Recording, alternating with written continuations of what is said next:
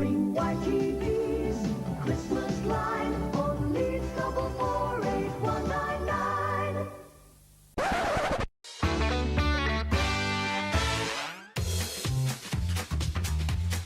It's Breaking the News with Des Clark.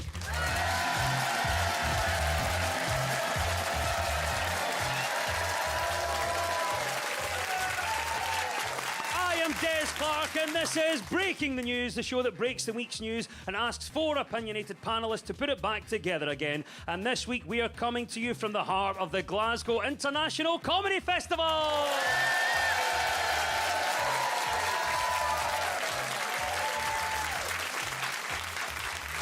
As always, I'm joined by some of the best stand-ups from the comedy circuit. On my right, Mark Nelson and Diona Doherty, and facing them are Hannah Fairweather and Ignacio Lopez. In the news this week, a dinosaur that walked the earth 160 million years ago is thought to have had the longest neck ever seen in an animal, according to scientists. It's believed that the Mamenchisaurus syncandorum had to evolve its long neck so it could have its name tattooed up it.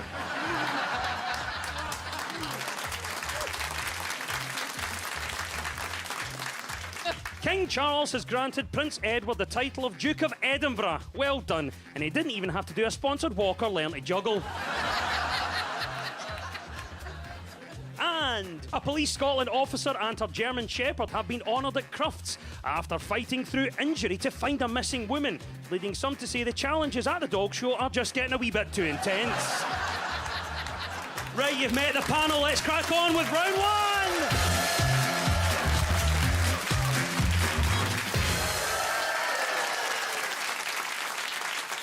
This is the Broken News round, where our two teams have to guess two major stories of the week that have been mashed together into one single news headline. So Mark and Diona, can you tell me what this story is all about? The Chancellor has painted an optimistic picture of the three SNP leadership candidates. Yes, he's predicted that Scotland can be an independent country within 5 years. John Swinney has said he's concerned about the absence of a First Minister. He says Ash Regan, Hamza Yousaf and Kate Forbes gave him a lot of assurance that would come. So voting is open now for our next First Minister. You realise how strong a figure Nicola Sturgeon actually was when you see who's going to replace her. It's I'd likened to, there was one day where I was picking up the kids from school and I got cramp in my hands and I had to decide who was going to drive us home. Either of them or the dog. So well done, Mark. Of course, it is the final debate in the race to become leader of the SNP and First Minister of Scotland. Ash Regan, Hamza Yousaf and Kate Forbes all faced off against each other in Edinburgh, and for the first time in front of a live audience. And if you didn't catch the debate night special, it will still be available on iPlayer for the next 11 months. Good luck avoiding the spoilers.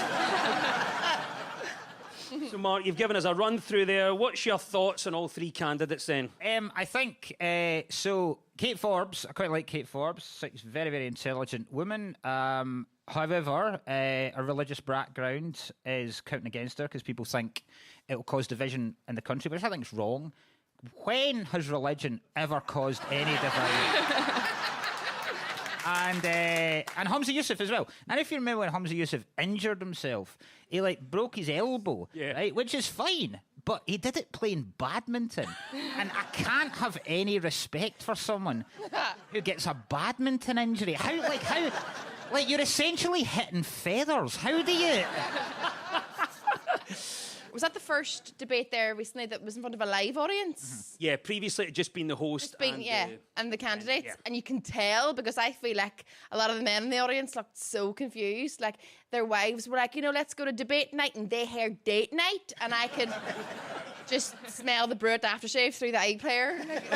But as regards candidates, so Hamza Yousaf, yeah, I feel like he reminds me of an ex-boyfriend of mine, in between two women, neither of which are me. Kate Forbes, I feel like a lot of her, opinions are backwards, and I'm not really into the sort of old school traditions and beliefs and stuff unless it comes with old money in the form of a sugar daddy. I'm not interested. And then Ash Regan, she's really boring, isn't she? She is so boring. She doesn't do that whole, that whole politician, like affirmative speech. Like she's just there like, well, we could do something about education if you want to. If you don't want to, we'll just all have a wee nap.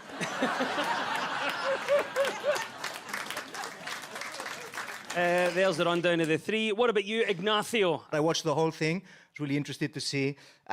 You had Kate, but it felt like she was trying to define a lot of the policies and stuff all the time, like just literally dictionary definitions. So he was like, oh, what do you think about schools? And she was like, well, we need to focus on education and child-centered learning in schools. And I was like, yeah, because those stray dog-centered learning centers we've been putting all the money into has been doing a good enough job, has it? Within the debate, all three candidates predicted that Scotland could be independent within 5 years. Do you think that's realistic? I think it could be, and I think I'm quite well placed to give the candidates advice on this because my parents keep talking to me about a 5-year plan to gain independence. So, they keep pointing out that, by my age, they had a house, they had a family, but so do I. I mean, it is the same house and it is the same family, but I'm achieving the goals. You win, absolutely. Ignacio, what do you think about this? So we've got the candidates, and they have said that Scotland could become independent within 5 years. Do you think it's realistic? Yeah, I think it is. I think, a lot of talk about independence worldwide, especially in Spain with things like the Basque and Catalan as well. I think it's possible. I think we're going to find much smaller communities becoming independent from one another. And I think what should happen then is that, people should, forge bonds and come together in some kind of union. I'm not talking worldwide, it's not possible. But maybe just isolated, maybe just some kind of, cross-European union of some kind. Genius. Just to kind of bring people together. I think it could be really positive. I think it could be a good experience for... Yeah,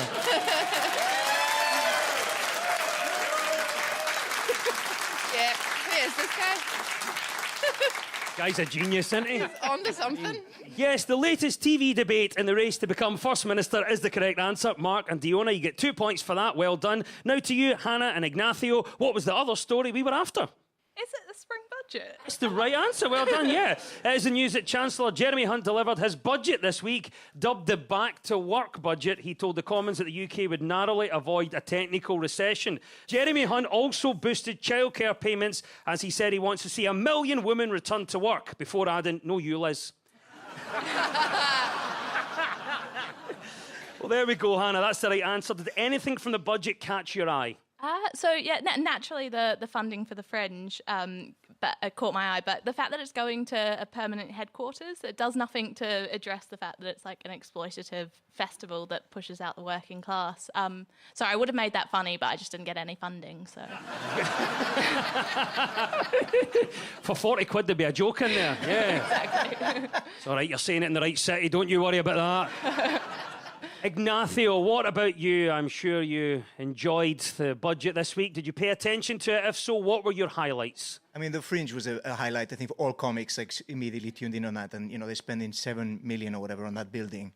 But that does leave 1.6 million, which I think will get you a flat share for 5 people in Portobello for the run of The Fringe. So... Mark, what about you? We had the budget this week. Did anything from the budget catch your eye? Yeah, there's a couple of things.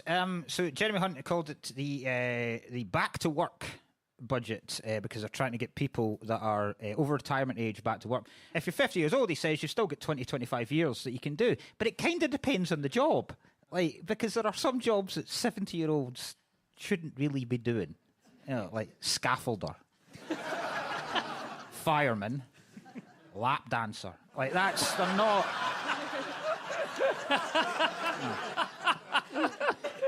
Diona, what about you? Did anything from the budget catch your eye?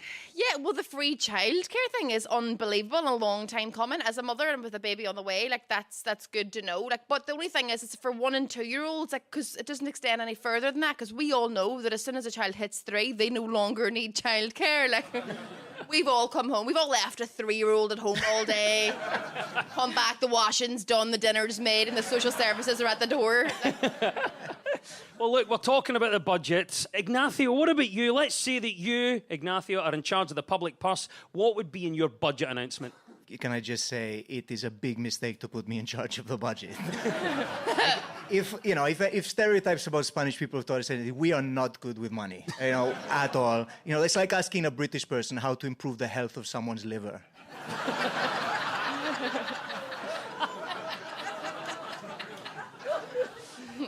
Fiona. Okay, listen, if I'm going to give the comedy answer, I'd be like, invest in the NHS or, mental health or whatever. But if I'm being deadly serious, I think it should be made illegal to charge for red sauce sachets in fast food restaurants. Finally, a serious policy. Yeah, the employees get on like it's coming out of their pocket. Wise up. Don't you determine how much red sauce I need for my chips, okay, Barbara? Yes, there we go. The spring budget has been announced. The Chancellor announced that nuclear power would be classified as environmentally sustainable, giving it access to the same investment incentives as renewable energy. It was a popular move with the head of Hunterston B Nuclear Station, who gave it 3 thumbs up.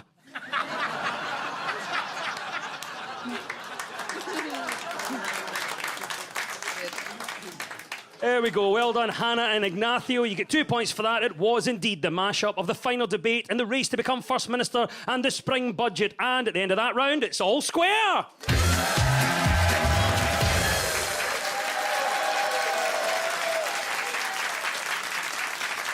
Now, much of our news is about public opinion, so to find out what stories people are talking about this week, we've spoken to Paralympic champion cyclist Neil Fackie, OBE, and Olympian and Herald journalist Susan Egglestaff. So, Hannah and Ignacio, what story do you think Neil is on about here? I didn't see wine mentioned in the list, but anytime I've visited Italy, that's certainly been a big part of it. So I'm pretty keen to up my intake on that, if that's going to help. I'm wondering what impact it's going to have on me long term. My childhood of having a battered Mars bar for lunch every day and avoiding fruit and veg. I am the cliche Scot. Are they talking about improving the diet over here? It is indeed the news that a Mediterranean diet of nuts, seafood, whole grains and vegetables could lower the risk of dementia by almost a quarter, according to promising early research that could pave the way for new preventative treatments. Experts suggest that Scots should adopt a more Mediterranean diet with tomatoes, cheese and olive oil. Luckily, you can get all that in a pizza crunch.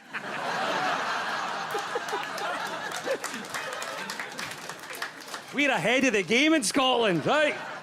Well, there you go, Ignacio. It probably does feel best pitched to throw this to you first. What do you make of this research? This just seems like common sense, guys. I mean, I grew up on a Mediterranean diet. I'm 64 years of age.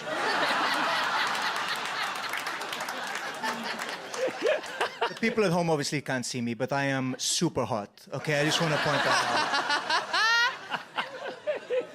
Mark, what do you think of this research then? I think, of course, it works. Yeah. Mediterranean diet makes you better. Look at the difference between me and Ignacio. Ignacio, handsome, fresh, great skin, like movie star looks. I look like I've been dredged from a lake.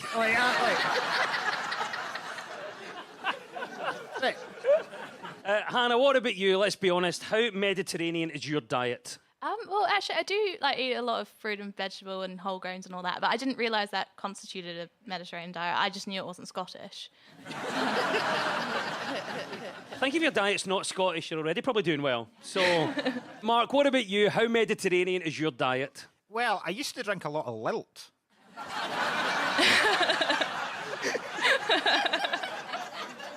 You've even ruined that, mate. I know. It's not like they made like when people are trying to find a Mediterranean diet, they say like your plate should be colourful. You should be blasting with colours. And mine's not. Like most of my plates of food look like buildings in Aberdeen. Like it's just like yeah. Ignacio, what is the worst meal that you've ever had? It's the first meal I cooked when I moved to the UK. Because I'm used to going to markets in Spain where you've got access to everything, fresh tomatoes, fresh seafood, beautiful fruit and vegetable from the stalls. So I came to the UK, went to my first market, and I had to try and rustle up something with knockoff DVDs.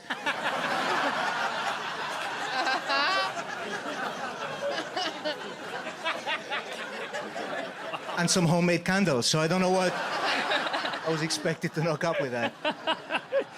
A dietitian noted that the food questionnaire did not reflect British eating habits. For example, potatoes are eaten differently in the UK compared with in the Mediterranean. So in the Med, they're sautéed to serve with fresh fish or as a salad with prawns, whereas in the UK, they're served as an accompaniment to salt.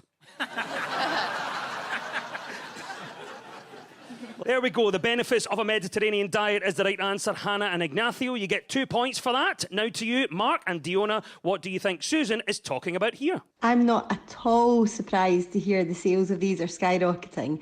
And in fact, the one thing I am surprised about is it's taken this long for it to happen. But the one problem is they do fill your house up very quickly. Is it the sales of vinyl, like records? It's the story that vinyl record sales outperformed CDs in the US for the first time since 1987. Mark, are you surprised by this vinyl resurgence? Oh, I love vinyl. It just feels nicer. You know, like when you put the needle down and it goes to crackle. Yeah. I love that. But you have to be careful with it. Because there was one night where I put it down, I was lying with my eyes closed on the couch. I was like, God, I love that crackle. God, I love that crackle. And my house was on fire.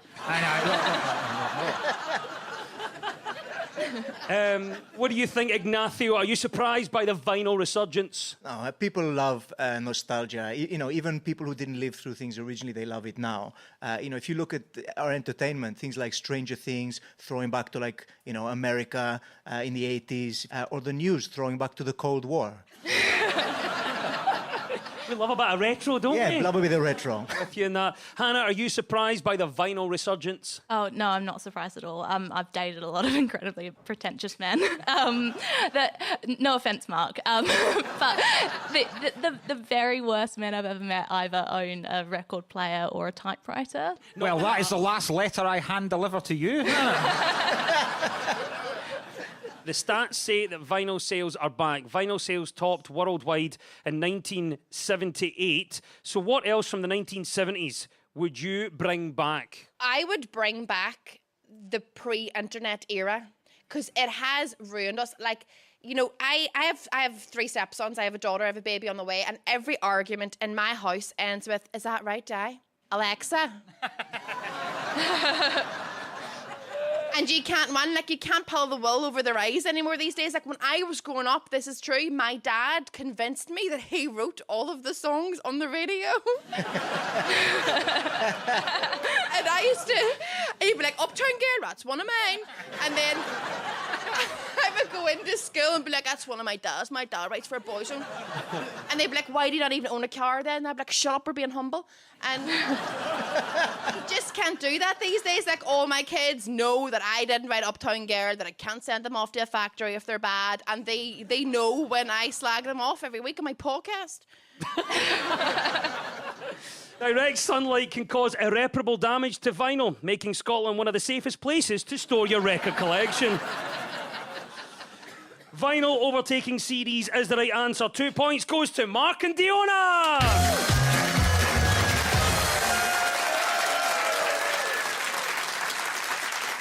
You're listening to Breaking the News on BBC Radio Scotland with me, Des Clark. Now, this round is all about who is in the news. I will play you a clip of a mystery person. All you have to do is tell me who it is. So, Mark and Diona, you're up first this time. Who is this? Great moments, wasn't it? I mean, I actually honestly don't mind admitting I had that little tear in my eye. It was just such a moment. We had a hug.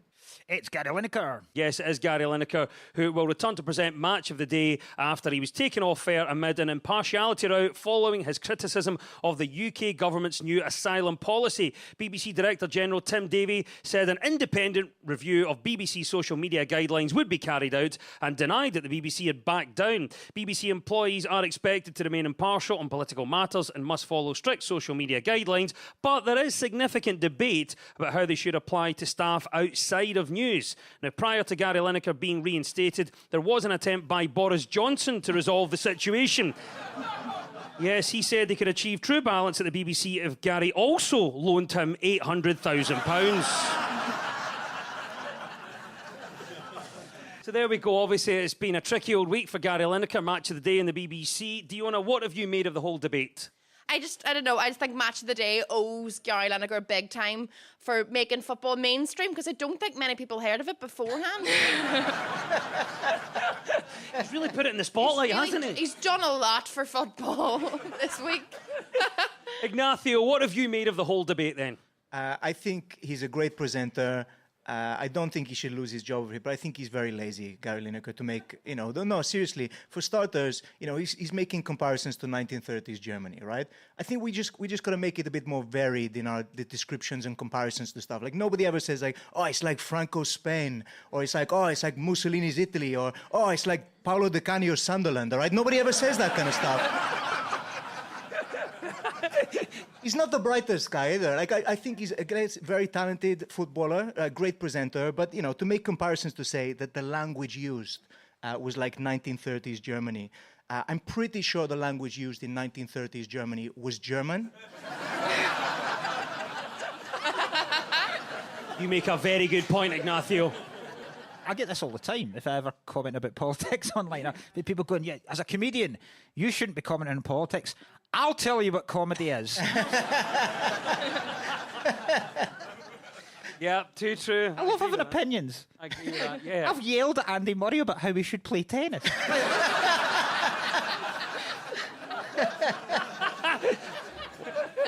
When has something that you've said ever caused an argument? I got in trouble a lot with my religious professor, caused arguments with him. I caused an argument because he didn't like one of my answers to an essay question. So my university, they preached abstinence, and this question I was given was, what steps are you taking in your life in order to avoid premarital sex? And I just wrote, I won't get married.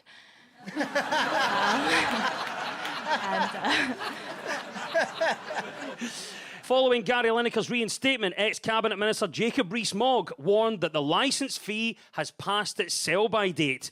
To be fair to Jacob, match of the day is what he gives his servants to keep them warm.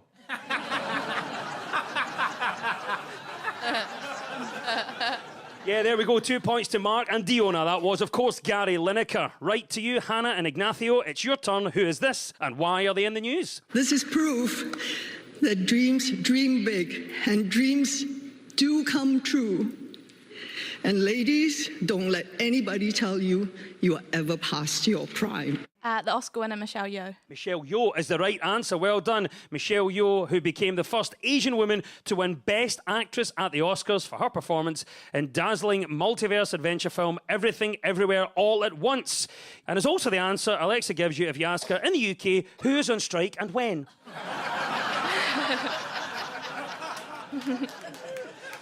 Was Michelle Yeoh a worthy winner then for you, Mark? Yes, I think very worthy winner. And this is the first year that the majority of the Best Actress nominees were over 40, which is why Leonardo DiCaprio wasn't there. I think the category of like firsts gets more and more niche now. Like it used to be like, the youngest actor, or like, the Asian actor, or whatever. They all seem pretty normal first. But I feel like they get like now a film gets nominated for an Oscar and it's like, oh, this is the first time since 1976 that a Scandinavian movie starring 3 men, 2 women, a ferret that's blind and a vegetarian during a full moon got nominated. We're running out of firsts. Generally, if you saw the Oscars, did any of the other Oscar wins grab your attention, Hannah? Paul Mescal, I know he didn't win, he just caught my eye.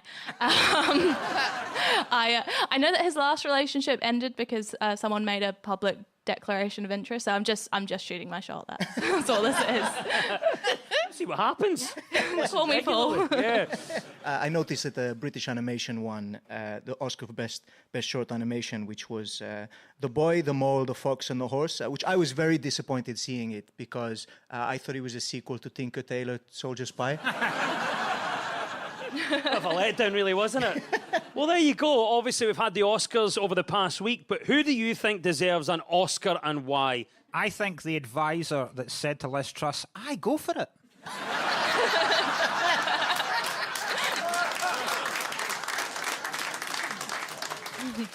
Finally to you, Diona, who do you think deserves an Oscar and why? I think my husband and I deserve an Oscar together for the performance that we give to our 2-year-old, or almost 2-year-old, because when we argue in front of her now, we have to do it really passive-aggressively through nursery rhymes. Just to make it more fun for her, So my husband will be like, "Twinkle, twinkle, that's your last drink, Diona." And I'll be like, "Mary had it." Well, she raised you, so she hasn't a notion, does she, Sean? So, And there we have it. Oscar winner Michelle Yeoh is the right answer, and 2 points go to Hannah and Ignacio.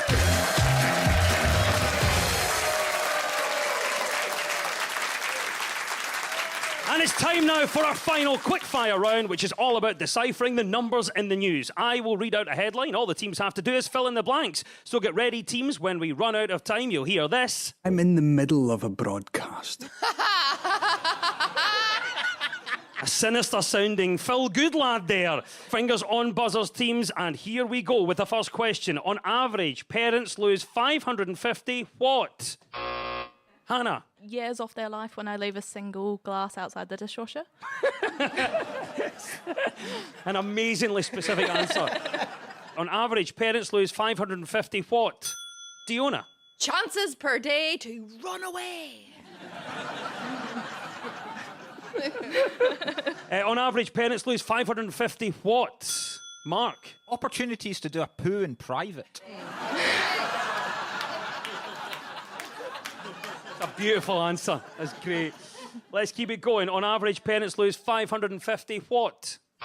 Ignacio. Is it hours of sleep a week? A week? A week? Yeah. No, it's not. Based on how much parents complain, I would have thought it was. I'm sorry.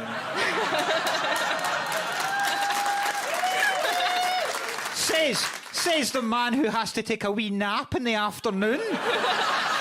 Mate, I'm 64, pal, all right? Give me a break.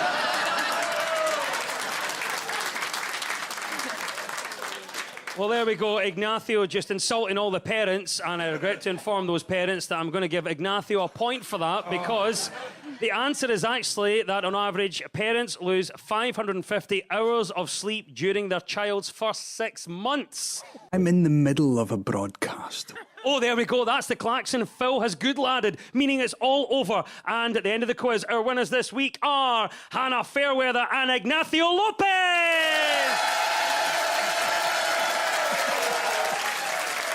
And commiserations to Diona Doherty and Mark Nelson!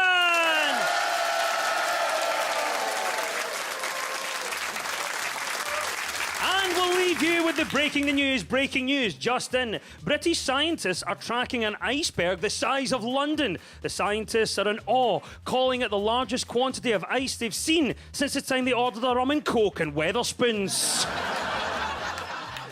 The California man with the world's longest tongue set a new Guinness World Record for the fastest time to remove 5 Jenga blocks with a tongue. Straight afterwards, to celebrate, he shared a passionate kiss with his wife, who at the time was out shopping. And the US President Joe Biden has confirmed he intends to visit Northern Ireland next month to mark the 25th anniversary of the Good Friday Agreement.